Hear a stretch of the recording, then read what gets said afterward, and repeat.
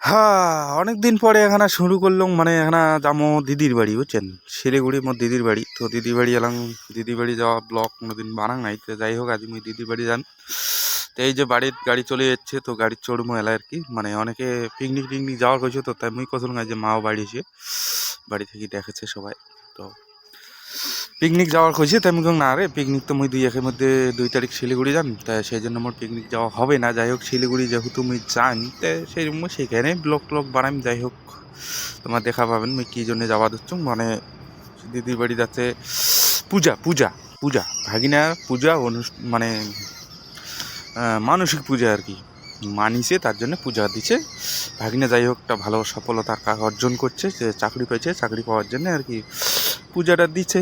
সেই জন্যে মামা আসতে হবে। তার মধ্যে একটু শুভক্ষণও আছে ভাগিনার আর কি, চাকরি পাইছে তো শুভক্ষণ, মানে ওইখান থেকে নতুন শাখাই টাকাই আসিবে।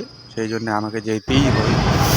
মানে এমন করে বলছে যে না গেলেও পারি না। যাই হোক, প্রথম ভাগিনা, বড় ভাগিনা আমার দিয়ে আর কি, ভাগিনা কলাপিটি করি ছোটো থাকি মানসিক হচ্ছে। যাই হোক, মানুষের মতো মানুষ তোমার আশীর্বাদে হয়েছে আর কি, সেই কারণে আর কি চাকরি পাইছে। যাই হোক, আরও এখানে নতুন সম্বন্ধও চলেছে, যে যুবক হয়ে গেছে, বিয়ে টিয়েও লাগে না গেছে।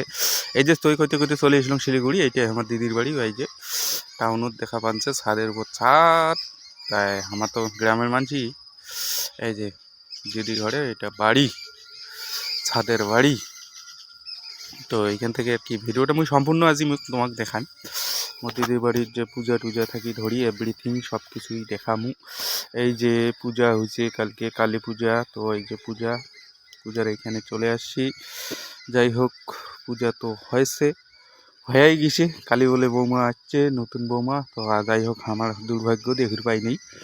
তো আগামী নেক্সটে দেখবো, যেদিন যাবো আর কি উমার বাড়ি, বৌমার বাড়ি বলে যাবার নেকবে।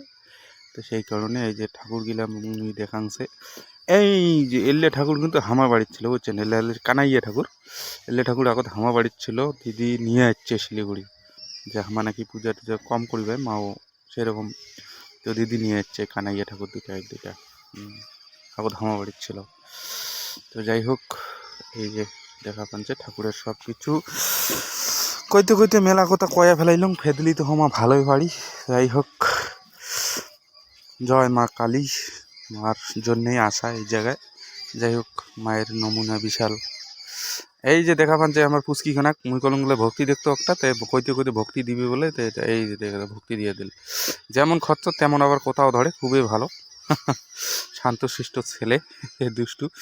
এই যে বাবার ফটোখান মুই এটাই আসিয়া দেখি পালুম, খুব ভালো লাগেছে মোক। যাই হোক, নিজেকে সার্থক মজায় নতুন শাখায় আসি গেছে। তো নতুন শাখায় একটু সিনারি দেখাবো।